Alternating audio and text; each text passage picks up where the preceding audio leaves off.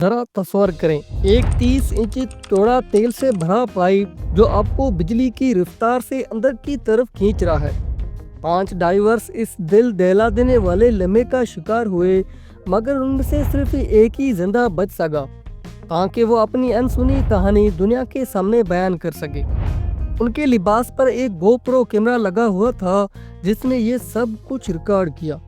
ایک عام سا مرمتی کام پائپ لائن کے اندر اس ملک کی تاریخ کی سب سے ہولناک صنعتی حادثے میں بدل گیا۔ یہ حادثہ 25 فروری 2022 پوائنٹ اے پیئر پیریا فیول ٹریڈنگ کمپنی میں پیش آیا، جو ٹرینیڈاڈ کے جنوبی مغربی ساحل پر واقع ہے۔ یہ صرف ایک معمولی سی پانی کے اندر مرمتی کام تھا۔ 60 فٹ گہرائی میں ایک 30 انچ چوڑی تیل کی پائپ لائن کے اندر 5 ماہر ڈائیورس اس دن ڈیوٹی پر تھے۔ وہ اپنی مہارت پر بھروسہ کرتے تھے، اپنے ترتیب پر بھروسہ کرتے تھے اور سب سے بڑھ کر اس بات پر یقین رکھتے تھے کہ حفاظتی اقدامات ان کی حفاظت کرے گی۔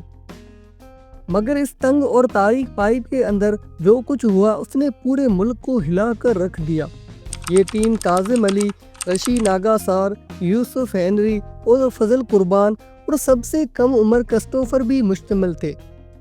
ایسے مرد جو روزانہ سمندر کی گہرائیوں میں جا کر اپنی جان خطرے میں ڈال کر صنعت کو چلانے میں مدد دیتے تھے۔ اس ثبوت جیسے وہ پائپ کے دہانے کے قریب کام کر رہے تھے کہ اچانک ایک زبردست سیکشن نے انہیں ناقابل یقین طاقت سے اندر کھینچ لیا۔ اندھیرا تیل سے بھرا پائپ اتنا تنگ کہ حرکت بھی مشکل ہو۔ ایک لمحہ وہ آزاد تھے اور اگلے ہی لمحہ ایک اسٹیل کی تابوت میں قید۔ ان کی آکسیجن سلنڈر کی سسکاریاں، ان کی گھبراہٹ بھری آوازیں اندھیرے میں گونجتی رہی، مگر واپسی کا کوئی راستہ نہ تھا۔ صرف ایک ہی آدمی نکلنے میں کامیاب ہوا۔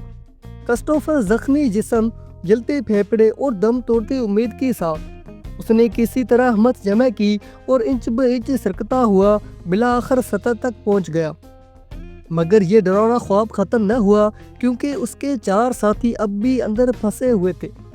اہل خانہ، ساتھی کارکن اور پورا ملک بے چینی میں انتظار کرتا رہا۔ جیسے ہی کرسٹوفر باہر نکلا، اس نے چلا کر بتایا اس کے 4 دوست زندہ ہیں اور مدد کے منتظر ہیں۔ مگر پیریا کمپنی نے انکار کر دیا۔ انہوں نے کہا کہ بڑے آکسیجن سلنڈر موجود نہیں اور ریسکیو بھیجنا خطرناک ہوگا۔